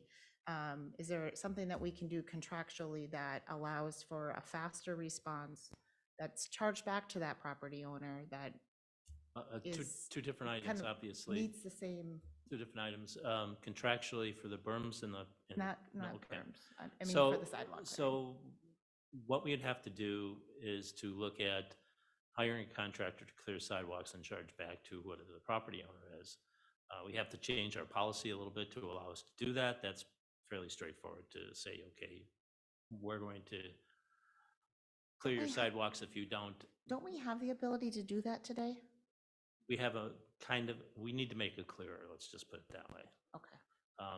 Amanda is shaking her head. And that would be, that would not only be for the business area, but residential, because we get a lot of complaints on residential. We have a lot of complaints on the north side of Broadway that none of the businesses are going to have. I mean, south side's great because it's a trail and the city takes care of it, it's clear, but the north side doesn't. So what that would take for us is to lay out some kind of a program that clears the sidewalks after 48 hours, 72 hours, whatever the matrix is, and then send a bill to the property owner, and then for them to pay. And if they don't pay it, then you put it on their taxes like we do with delinquent bills or other types. That's really the only solution we have. Can that be done in a contract that's outside of, so it's not, again, taking away from what's happening in other districts? Can that be done as a separate contract? I'm sure we can hire a contractor we report the place and say, go do it. And they say, okay, here's the bill, is what we charge them. I'm sure there's a way. We have to, won't give you 100% answer tonight, but we'll talk about it and see what Dave thinks, what Amanda thinks as far as the policy goes, and then how we charge them back, and have an answer for you at the next meeting, I suppose. I mean, That's really the only way you're going to do it, because if you really want the whole downtown and you want city staff to shovel the sidewalks, you're talking about a major budget impact, and taking away or adding staff to do that on some type of basis that we haven't even begun to explore yet. So just to clarify, you mentioned, so for a trail, so technically there's a trail on the south side of Broadway, and because that's designated a trail, that's being maintained No, it's by because it's wide enough. Well, it's a trail, so it's maintained by the city, and it's wide enough to put a truck down it where the sidewalks are not. So the Bobcat type situation, skid steer wouldn't work downtown. Depending on the awnings, yeah, I think most of you could do it, a little John Deere tractor, you could probably squeeze through there, just moving around those. I mean, they make sidewalk machines. I mean, how in depth do you want to get, right?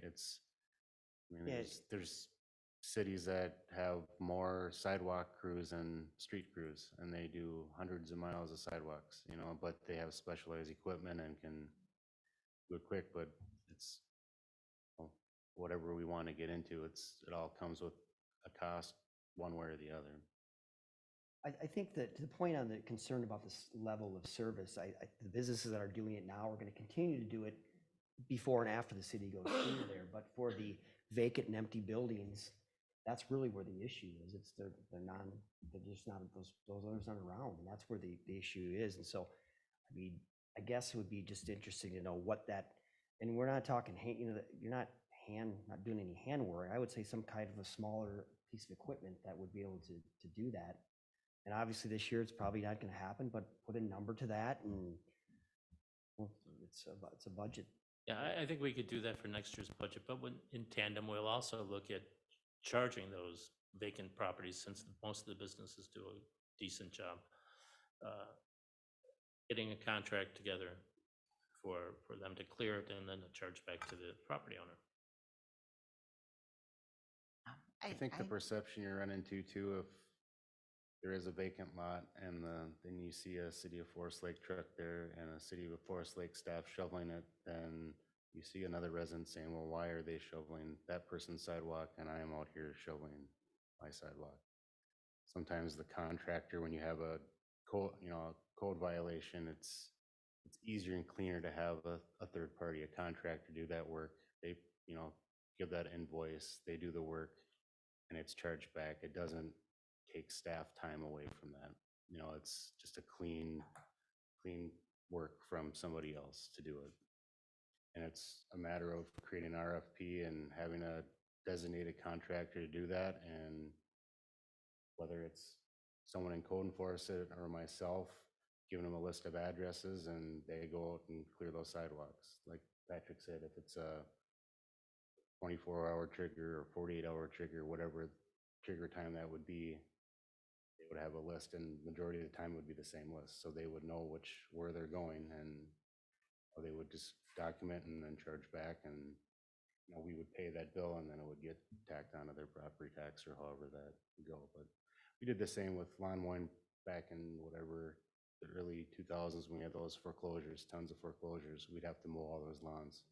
So we hired a third-party contractor and gave them, every week we'd give them a list of houses that needed to be mowed, and they would mow it, invoice out, and then we would charge back. So it's pretty easy to do. You just get a contractor with a 24-hour number and you do it that way. Yeah, I mean, I think that's it's certainly a great first step, and, can continue to have the conversation as downtown develops, and, because, I mean, you're right. I mean, I work downtown, and my landlord does a great job of, having people come out. I am curious about the backside of our building. We're at 85 Lake Street North, right between Rolseth and like by Sherco. There's just this big asphalt lot, and sometimes it's cleared, and this year it hasn't been. And I don't know what if there's been conversation in the office that the city agreed to clean that off, and there's others that are like, it doesn't make any sense. And I don't know, sometimes it's empty, and sometimes, like this winter, it's not been. So I don't know if you're familiar with that blacktop spot that I'm talking about. Yeah, I'm familiar. So it should be getting cleared. So then that's just, yeah, it's goofy how those lines are drawn, and it depends. So the municipal lot, we have a contractor clear that out because we don't have the staff to try to get that whole lot, because they do me lot, Lone Oak, the Gone Building. We're responsible for clearing all those parking lots, and we just contract it out, and it could be as easy as there's just a new operator down there that didn't know that that's theirs, but that straightened out because that should be cleared. If no one's clearing it, we should be clearing it then. It's not. Yep. Well, it's been worth it. So it sounds like, though, if we're going to head down this path on having some contract assistance in those clearings, that there is both is it an ordinance change that we would need to tighten up, and then certainly some logistics around coordination. Well, I guess I'd maybe add to that, that we do a mailing to all the property owners so that they're aware, you know, and there might be one bill that they'd be like, "Oh, okay, I guess I will take care of this." Agree, and certainly if there's consideration of an ordinance as well, right, would that ordinance, I'm just thinking out loud here, would that ordinance be citywide? So is this kind of a deficiency we have? I of think you should, citywide? I think you should do it citywide. We can post it on the website and try to send out social media messages, but we have enough complaints throughout the city that it should be citywide.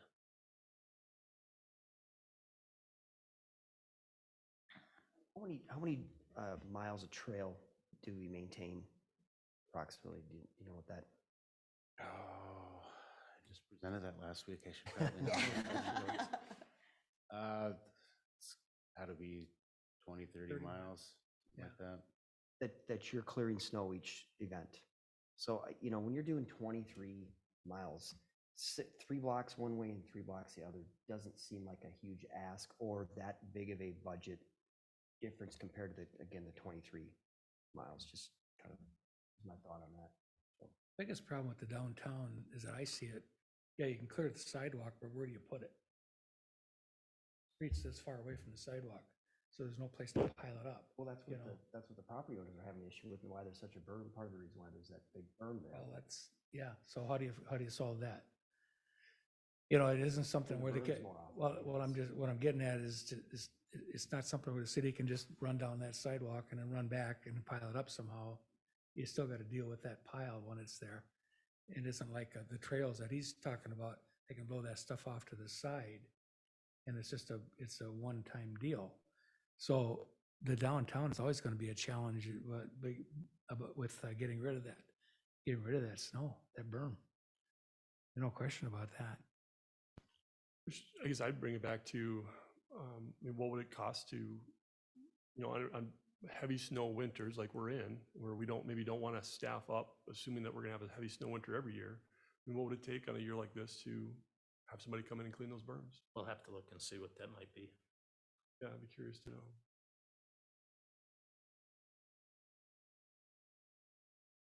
So consideration of increasing frequency of berm removal, hearing that. Also hearing consideration of a contract solution for problem areas. Ongoing budget consideration for kind of snow removal priorities. I can venture a guess. I'm assuming we are going to take this same exact conversation this summer. We're going to be talking about weeds removal, right? And I kind of hope so. code enforcement. I So hope so.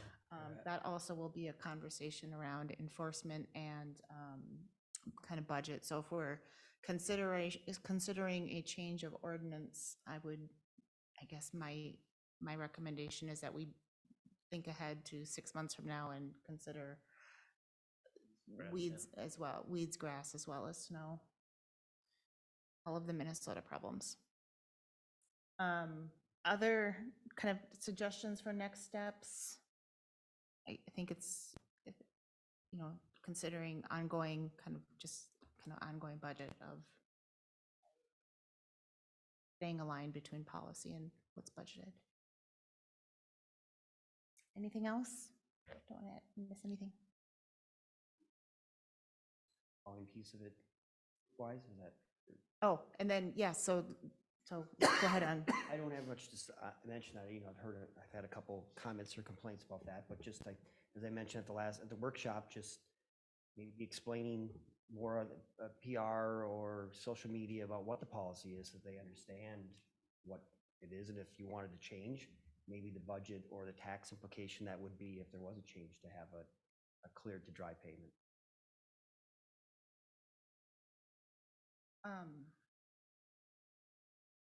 Because you guys are doing a great job. I mean, this has been a challenge. I can't imagine what you guys have been through. So it's not easy, but it's just easy for people to complain because they think they have how to handle this stuff. But one in every 5-year snow event, prior year for us this year, so. Yeah, I mean, we have the no black or no bare pavement policy, so that's one thing that's in the policy in the past. I mean, I think Public Works tried to get everything down the black, but it also took them 14 hours to do the entire road, and it also probably double or triple the salt usage. So, I mean, salt usage, yeah, as cost, it's at $100 a ton now. When I started here, it's at $50 a ton, so that's doubled. Not only, you hear from the watersheds and the lake associations that use as little salt as you want. We have a lot of roads around Clear Lake and around Forest Lake that have signed petitions that they don't want salt, so we don't even salt the roads. They're trying to do, I guess, their part to not have any going to the lake, so that's a complete policy decision. If we want to go to bare roads, I can work you up numbers. It's staff, overtime, wearing down cutting edges, all that, fuel, overtime, addition, probably double or triple your salt budget. So, all my staff goes through smart salting training, and it's pretty scientific. They know when it's at a temperature you don't even use salt. They know if it's 23 degrees and rising, you set your controller to 250 pounds per lane mile and put it on skip. And I mean, they're all trained to give the best possible scenario with using the least amount of salt. And that was the feedback kind of when we put this policy together, was let's try to preserve the lakes. Let's not have sharks, starting to swim in Forest Lake and Clear Lake. So, I second that. yep. So, there's a trade-off one way. We can grind down streets and get them black, and we can do that, or people can just slow down a little bit and understand it's winter in Minnesota. And I think the part you see in the policy too, we have priority roads. All those roads on the policy in red, all the main collector streets, those are the ones that we burn down to blacktop. So I think a lot of people have gotten accustomed to that, knowing that, okay, maybe it's going to be snow covered till I get to X street, but then that street's going to lead me to Highway 97 or Highway 61 or the interstate, and I'm out, so it's a decision of where do you want to spend the money, or do you want to wreck the lake, or do you want everybody to have a black street? Public Works will do whatever. It's just direction to go the other direction than we're going now.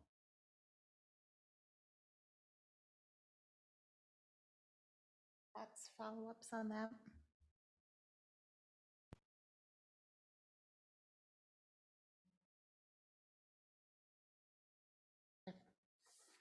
Thank you. All right, let's move on to staff updates. We'll start with Karen. Thank you, Mayor and council members. I don't have any updates, except for the papers that you have at your seats there. If you could return those to me after the meeting is done. Excellent. Thank you. And Dan. Mayor, members of council, I just want to let everybody know that the website launched on the 18th. A lot of good positive feedback so far on the updates. I do want to thank staff for all the work that they did getting the updates on the individual pages and some of the content changes that were done. I'm still working just through a couple of small minor content changes that didn't quite get turned over, and a couple of ADA compliance issues that were identified through our final report, but those should all be done this week, and the new website is live, so went pretty smooth. Fabulous. Nicely done. Abby. Only thing to report is that we have posted the Community Development Administrative Assistant position. That is, we'll conduct our first round of reviews. I believe it's 2 full weeks it'll be open. It's open until filled. I encourage folks that you might know to apply for the position. I just want to thank you again for funding it this year. Patrick. Just 2 things. Had continuing discussions with the school district regarding the ice rink and the land there, which we'll discuss later. And I met on Friday with Representative Anderson, our new rep, regarding legislative initiatives and the bonding bill. So hopefully we'll be submitting a few projects to them shortly for inclusion or in the lottery of the bonding bill that it is, so. Excellent. Thank you. Amanda? Yes, thank you, Governor Council. You had asked about background checks. I believe it was Commissioner Roberts had asked about background checks for tobacco and alcohol, and if it's the same background check, so there isn't any different information, or they just ran the same check and, put the document in twice, then we would want to waive one of the fees, and we have the ability to do so under our code right now. You have a way. Yeah. We do that if we haven't, if that was not done this time, can we refund those fees? I mean, if we did collect double fees, can we get those refunded for this cycle? Yes, and in the situation, if it's, the code is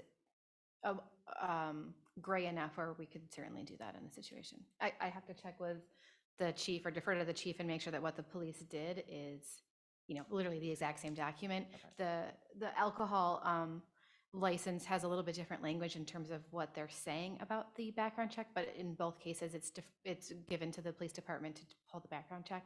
So if it's the same information that they pull, then we would want to just charge one time. Excellent. So would that then, for that individual, should they reach back out to the city or to talk about that to Karen, or are there multiple, maybe there's multiple people that have that same situation? I don't know. Yeah, I thank you, Honor Council. I can work with Karen to confirm if there's additional people who have both liquor and tobacco for a background check, they would only want to pay one time. Thank you. Dave? Nothing to add. All right. Ryan? Mayor, City Council, just want to make sure this is on your calendar. Our first public open house for County State Aid Highway 32 or 11th Avenue, Washington County roadway from Highway 61, basically to a little past 12th Street Southwest. Having our first public open house, 4:30 p.m. to 6:30 p.m., Monday, February 27th, up in the community room. So right before your city council meeting will be the first public open house for County State Aid Highway 32. Earlier tonight, I know there were some comments made about Highway 97. That's a loaded response. A lot of work's been done there.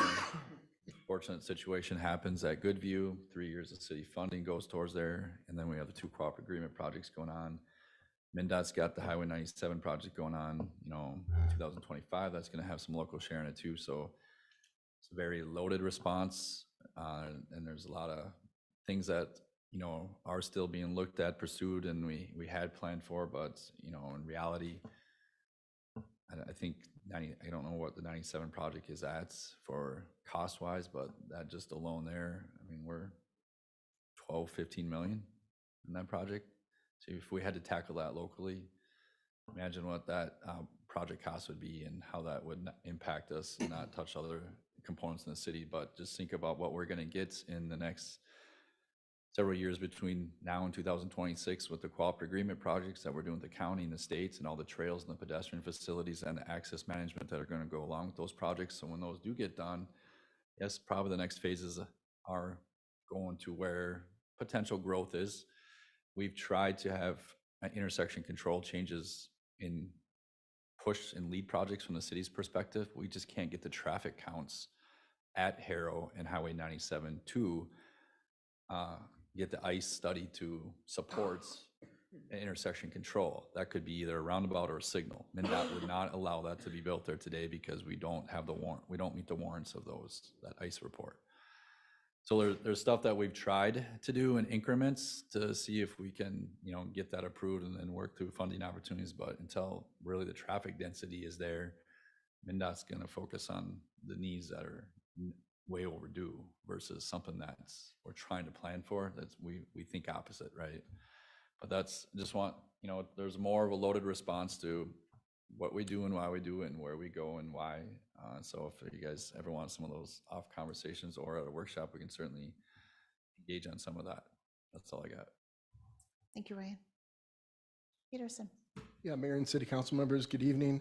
I will follow up with the alcohol and the tobacco license background checks. I'll follow up with Amanda and Karen on that as well. I know there's a few things that you might check a little differently on the alcohol versus the tobacco, but I don't think it's that different. But I definitely don't want to give you an answer right now without looking into it further. We do have, currently have one vacancy in the police department for the position of police officer. And we posted that this past week. And we're hoping that we're going to get some adequate number of qualified candidates so we can interview those candidates hopefully by probably mid-February and start that process from there. And secondly, we were notified by the Washington County Sheriff's Office yesterday that the lakes and the ice is terrible out there, pretty much county-wide. And that's just because, we had cold, started freezing, then we had the sleet, the rain, and it turned to slush, and then you have all the snow, and it's just not freezing quickly enough, and it's just not that strong ice. So I just want to make sure everyone knows to be very careful out there. I know a few ice fishermen, and they haven't been out there hardly at all. So you can be in one area, and it might be 3, 4, 5 inches thick of ice, and then you might go a few 100 feet, and it could be 8, 9, 10 inches of ice. So I just want to let everyone know, especially those that enjoy the lake, that you need to be extremely careful out there. Other than that, that's all I have, unless you have Did you questions. see on for the me. news, there was 6 of them that went down in Lake Pepin yesterday or Yeah, today? yeah. They were all parked together, and well, anyways. Yeah, yeah. Luckily, it wasn't deep, but it's not good. Thanks, Chief. Did I also see that the application for the Rotary Plunge was denied? Yeah, because of the concern with the ice, I'm definitely not going to speak for the Rotary. I do know that they're going to have further discussions in regards to the event, and I'm sure they will let the community know if there's something else that might happen, or who knows. So I'll let them make that announcement. But yeah, that as of right now, the Sheriff's Office is really concerned about the ice. So. Go off the Rotary. So I'm in the Rotary Club, and my understanding was the feedback from the city. A number of years ago, we did it in the park, but feedback from the city was that they don't have the staff to clear the sidewalks and allow that to happen. So I don't know if that's actually the case or if that's just hearsay, but I would hope that if they do decide to put it in the park, that we try to work with them. And I don't know if that's even an option, but we did a number of years ago, and the city did a great job of clearing the snow. Not as much as this, I understand that. So that might be hearsay and the wrong information, but that was communicated with the club. Recently? Well, in the respectfully, Councilmember Roberts, the email that went out with the Rotary newsletter today didn't necessarily say that there wasn't the staffing capacity. There's a large volume of snow in the park without having any of the sidewalks cleared at all right now. I think what we were trying to convey to them is that there's a pretty big volume there that we'd have to discuss, but I'm concerned for the infrastructure in place. If it was construed that there wasn't the staff capacity, I don't think that was maybe conveyed the best. Okay, I may have misread that, but there was just communication about the city's ability, I guess, to clean the park out for stuff like that.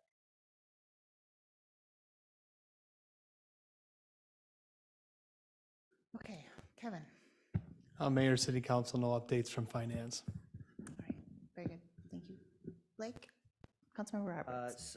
I'm also a member of the Lions Club. I attended a meeting on Monday, or on last Wednesday. They are not doing the Heydays event that they typically have done to sell food, so they're looking for fundraisers within the city, within the community to do. And so I welcome them to reach out to the city if there's any way that we can help in that capacity.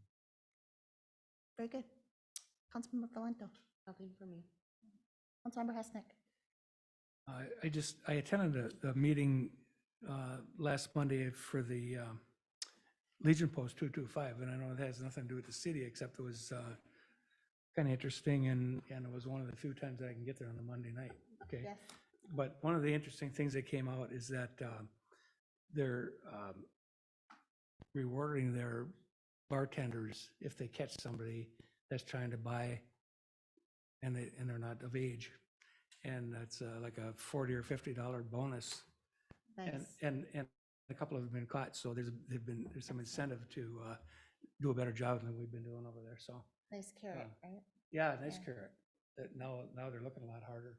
So, you know, what the heck, if you can earn an extra $50 that night, why not, you know? So, Give it another and it's a go. big job. I mean, that, when that place is full and they're busy, that, you know, they're trying to do the very best they can because they've had trouble there a couple times. So anyways, that's all I have. Thank you.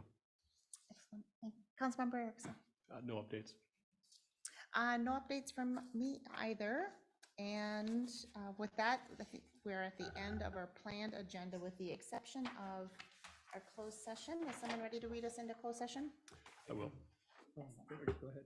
Yeah, I move to close the meeting pursuant to Minnesota Statute 13D.05 subdivision 3C3 to discuss the sale of city property PID 2003221320009 and property ID 2003221240001.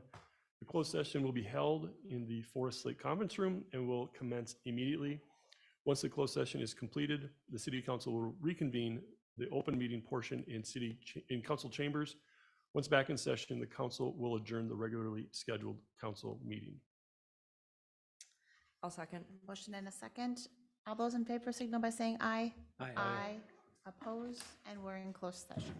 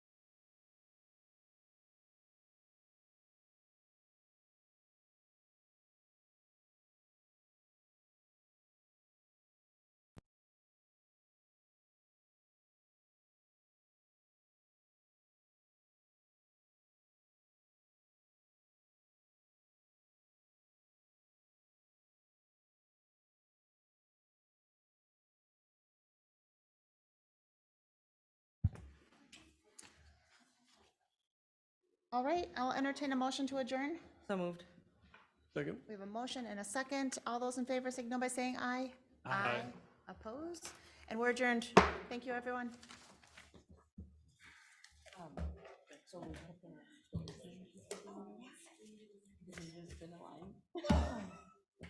And I was like, oh, my gosh, I'm like.